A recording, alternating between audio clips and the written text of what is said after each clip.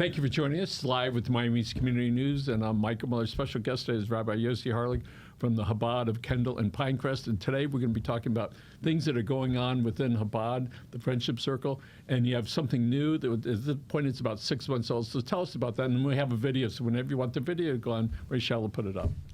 Yes, so we thank you so much. We opened up we moved on to the Friendship Campus in the beginning of April, and we have the Chabad of Kendall, which we speak a lot, a Jewish outreach organization. We have the Friendship Circle, where it's an organization where it teams up teen volunteers with special needs kids. And then we started a new organization called the Mitzvah Kitchen. Our vision is we as a community have to volunteer together to help those who are less fortunate or who could use our support. So that was the model of the Friendship Circle. And we said, let's take the same concept and bring it to food insecurity. There's nothing more painful than or worrisome or stressful when you can't feed your own kids. I remember once reading an article, LeBron James, it was right before a big game, and he said, someone asked him, do you feel pressure? He said, no.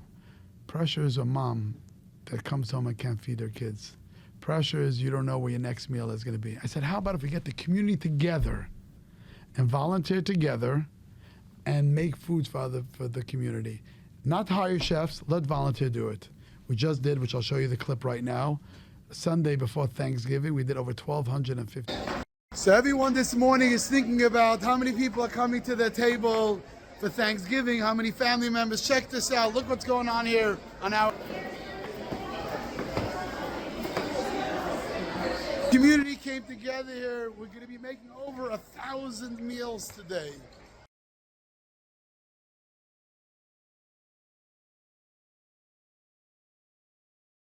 Let's hear about it. Yes, you look around the room and see people together, children, parents, grandparents, all together, come together and say, we want to make a difference. And the energy in the room is amazing. People say when they're standing in this room together with other people, they feel like the love between the people to help other people is something priceless. And you see right over here, that day we made over 1,253 meals. So we have two different models. We have it open to the community because so you can come, it's free. You go on our website, mitzvahkitchen.org, and we have different dates. Like we have today, we have November 24th from 10 to 12 maybe. We have January 4th on Sunday. So we have open to the community. People come with their families, grandparents, children. In that film, that video we just saw, that was at Thanksgiving. Sunday before Thanksgiving. Right before Thanksgiving. How many people were there? So we're limited to 100 per shift. We sold out. We opened up a second shift. So it ended up being the first shift. We had, between both shifts, we had over 160 people. We made over 1,253 meals, and we gave out to the community. But the energy in the room is, we tell people, you know, when you're struggling in anything in life, you're struggling with food, what you need besides the meals is the love. I could get chefs, a group of chefs to come together, put the meals together. But I say, no, let's put volunteers together, and they should make the food. So when the people who get the food, they feel the love and the care, and they feel like people really care about them. And when they get those meals, they say, I'm values. And not only we fill their stomachs, we fill their hearts with love and value. When you think about how many people are finding out about Mitzvah Kitchen, those 100 plus people that were there, they told 10 people. Correct. Each. Correct. Each, right? Correct. And that's really quite dynamic. And there you were. When did you first start the Chabad? Started Chabad, the organization, in 1995. So here it is, 30 years later. What a remarkable thing that you and your team and your family and your wife put together. It's really significant when we look at it. It's really a model for how to help people. And so it went from a very religious Orthodox scenario to helping people in the Friendship Circle, which was non-sectarian. And now you have this Mitzvah Kitchen, right? Some people don't know what the word mitzvah means. Why don't we tell people? Great, very good. Mitzvah means good deed, but mitzvah also means commandment. One of the commandments of the Torah, of the Bible, is V'ahavta l'reacha kamacha. Love thy neighbor as you love yourself. So that's the model of our campus. That was my Lubavitch Rebbe, our teacher, my mentor taught us that. So you have a chance to reach out to people, help everyone. So we start off originally reaching out to the Jewish community to give them an opportunity to get in touch with the Judaism. Then we moved to added to it, let's reach out to another segment of the community called special needs. When I got into special needs, There wasn't that many organizations that was dealing with it. Let's help a segment of community that's being underserved, and people may not appreciate them. But our model is Friendship Campus. Bring people together to help other people. And what I learned from Friendship Circles, the volunteers would tell me this changed their life more than anyone else. Then we opened up the Chabad, the campus. We said, let's open up another organization to help even more people. I opened this campus, just to sit back and say, wow, I opened the campus? So we started the Mitzvah Kitchen in order to say, there's a segment of community that don't have food. But let's bring the community together to make quality, restaurant style, I don't take food that's expired, top vegetables, top meats, take high level food, delicious meals, make that and feed the community. You know, so often things are done in 5 and 10 years. Some of the positive things have come out of that first step. So when you first started with the Friendship Circle, and we were talking about kids with autism and on the spectrum, and I would hear little pieces of it over the years, when a father came here, asked me if we would give his son a chance who has autism, and would we offer him an internship. And I was really, I hadn't been around many autistic children. And I said, he's not going to start screaming, is he? No. And then when the dad showed me his phone to show me a video that the son had made, I said, Michael, I'm talking to myself, don't look at it. You cannot judge this person by this 15 seconds. I said, okay, we're going to do it, all right? Internship, 3 days, 4 hours a day. That's it. I was feeling very pushed. And at the end of the day, we offered him a job. And he was here for 3 years. He just left. And it was sort of sad around here when he left, because we all sort of hovered around him and worked with him, and we saw him grow. And then on LinkedIn, he put in one day, just because we don't smile doesn't mean we're not happy. Just because we don't laugh doesn't mean we don't think it's funny. We just process information differently. So I told his dad the other day, I said, I'm going to tell you the gift that your son left us. He said, what's that? We now have a weekly show about autism. And that started with you. Wow. So take that to the bank, all right? I love that. And we have people coming here with autism, Rochelle, at least once a week. And the more we talk about it, the more I realize how common it really is. We had 2 unrelated people here I was talking about. They weren't even on the show. They each had autistic children. And so it was because of the awareness that I started getting from you, right? And when Carlos Mogoya said to me, when I asked him, what service you provide for autism? He said, Michael, it was wrong, but when we grew up, we would call them slow. And as soon as you said that, it triggered in my brain. Yes, that's what we used to say about them. And so the point of all that is you got to give people a chance. And so anyway, congratulations to you. I'm being the granddaddy that nobody knows that, but I'm telling you, you're the granddaddy of that show. I appreciate it. It's another thing is, so we said we open it for the community. Plus we love, and that's free, and we raise money for the food. Plus we give corporations an opportunity to come for team building. So we had FPL came, Florida Blue came. We had another organization called 20 Little Working Girls. 60 girls came. They made like 700 meals. But one of the things that people always say is that when you come to volunteer at the Mitzvah Kitchen and staff from companies come together, they said, we don't remember the last time we did a project and we laughed together. If you look at the video, people standing across from each other. So 2 things happen. Number one, you're doing a mitzvah at the same time you're making the food. And the food happens to be kosher too. But also people talk to each other, and while they're cutting the vegetables or while they're cutting the meat or while they're making the meatballs, say, Rabbi, I don't remember the last time when we did team building that we were smiling and feeling so good. I would advise anyone that's watching this, go onto our website, come to the event. I promise you, and you said a good point before. We had people that came with their corporations.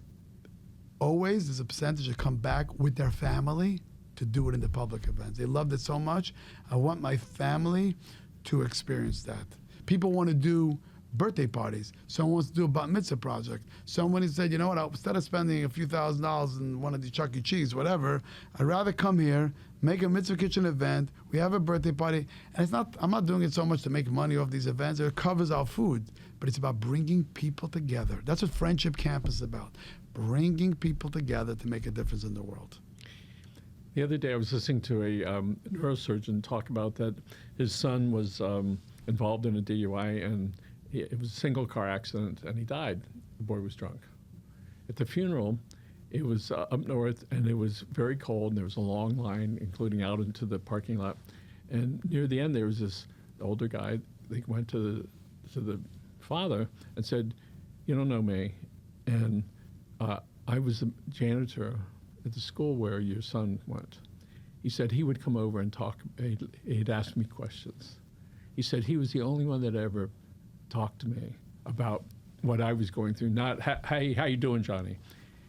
And so in the doc says, you got to do things for people.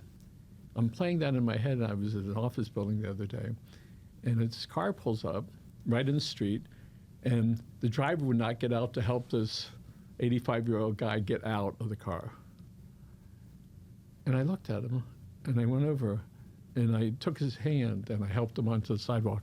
It was such a wonderful feeling. He was actually shocked that somebody was there to help him get over that.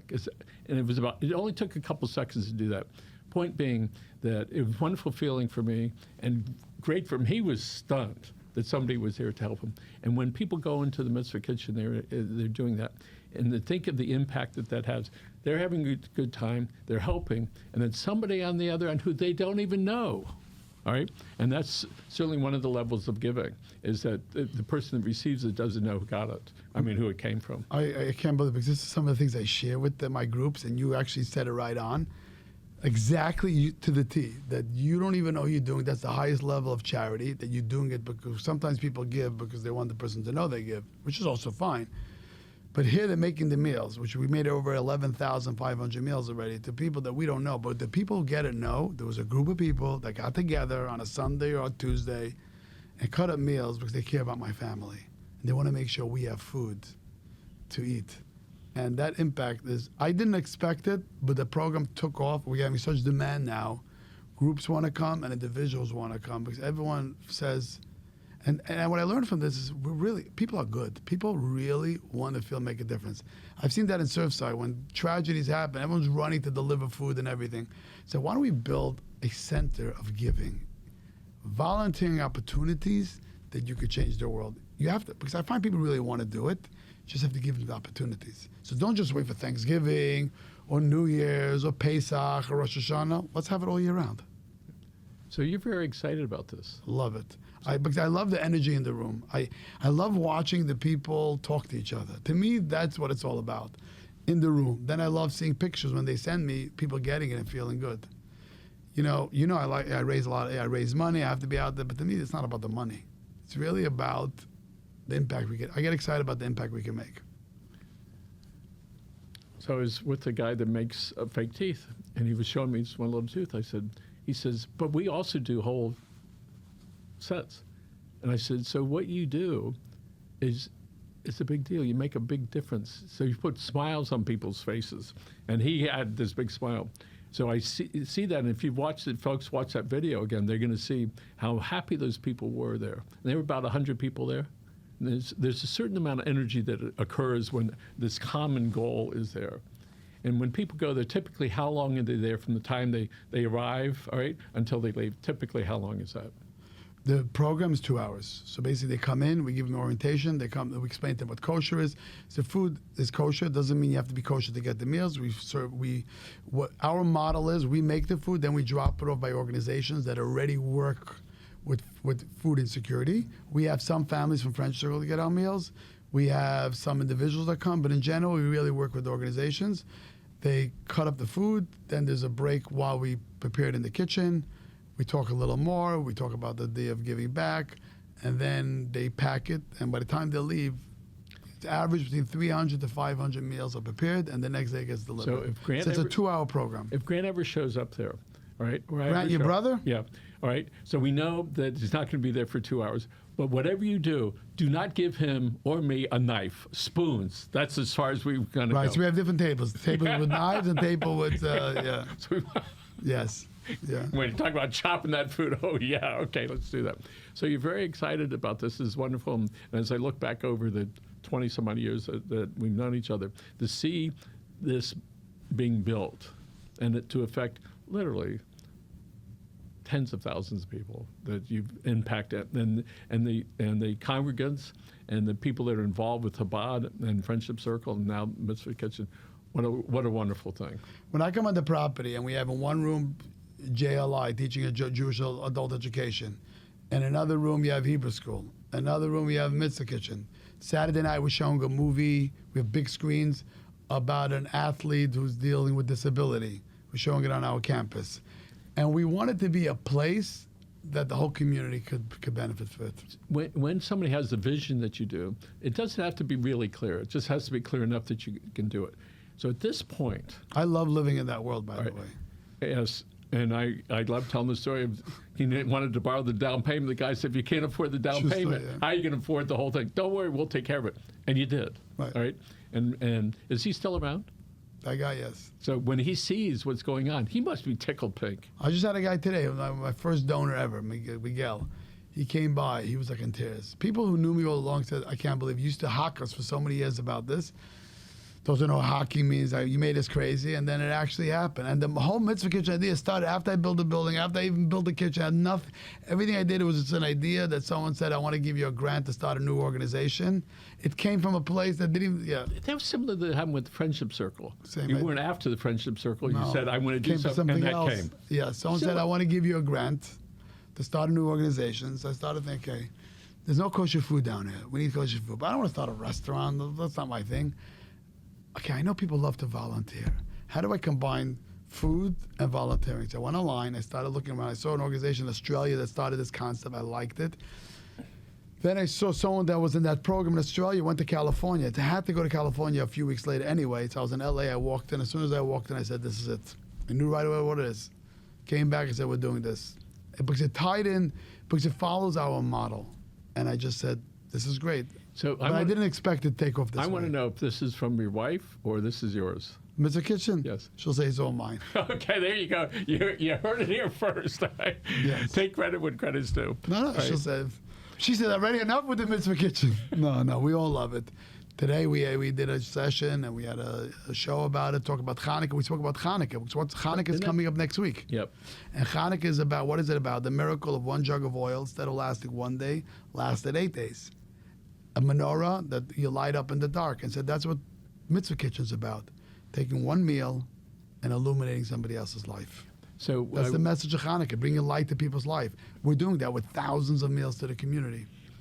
I mentioned I went to a private school up north, and there were 300 or 400 people in an area that was all set up, all the little pieces of the sandwiches, all in a different place. And What was it for? What? What was the sandwiches for? To give away. Oh, to give away, okay. And when I was here, and I put on the gloves, and if my wife hears me that I actually can make a sandwich without mixing it up, all right, I'll be forever making sandwiches. But to see that and to participate in it and see from age, I don't know, second or third grade to 80 years old, all working together.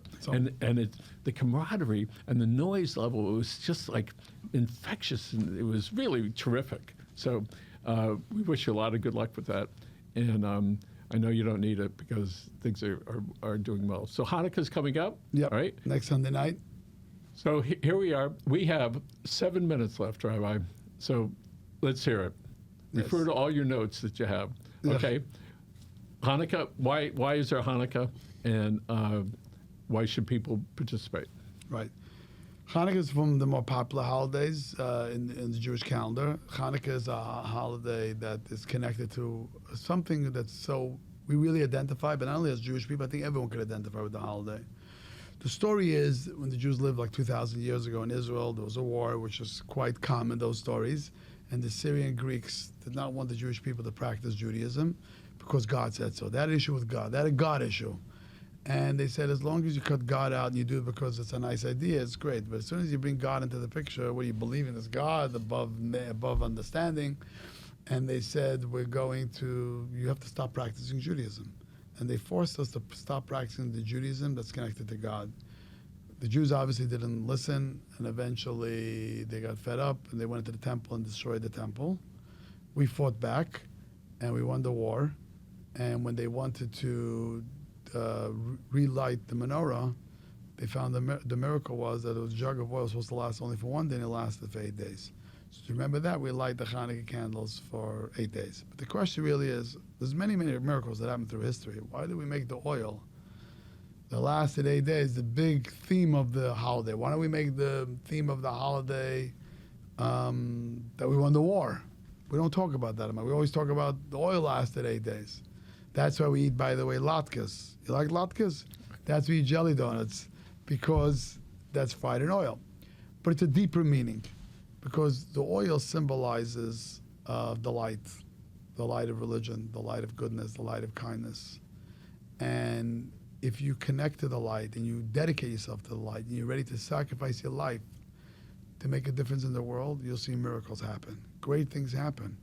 And you could illuminate the dark world. You know, a lot of times people get depressed, looking around what's going on in this city and that city in the world and in the Middle East and in America, and this politician, this president, that state rep, or your own personal family, things that go wrong. And you have to say to yourself, I could change that. How? By bringing a little bit of light of kindness and positivity. And another thing is, what it teaches us, the story of Hanukkah, the light of Judaism never burns out. You look 2,000 years later, we as a Jewish nation are still strong, still committed to our religion, still committed to our tradition. And it's something that gives us strength, that in spite of how difficult it is, we've always been able to overcome and remain, the candle keeps burning. Sometimes you get a little dent here, a little beat up there, and that gives us strength, that if you believe in God and you live by what you believe in and you dedicate yourself to your tradition, you're going to survive and thrive. So for us, that's a very powerful message. Okay. Why don't we wrap it up? You can do a prayer if you'd like, all right? And once you look into the camera, which camera should you look into? Which one? Oh, that one right over there, Rabbi. This is the camera? Yep. That is the lucky camera. That is. Yes. Okay, so one of the most important things in life is to recognize that your life is meaningful and you can make a difference and you need to make a difference. And the world is counting you to make a difference. That's what we build the whole Friendship Campus. So one of the favorite prayers, which I've shared with you in the past, is the morning prayer. As soon as you wake up in the morning, in Hebrew we say, Mo da'ani lefanecha melechai v'kayach shechzarta b'nishmasi b'cham l'rab monesecha. We thank you, God, the Lord, who has had faith in me and returned my soul in me. And the reason why we say that prayer is because we don't take it for granted, A, that we woke up, and B, that if we woke up, what is our purpose? What is our mission?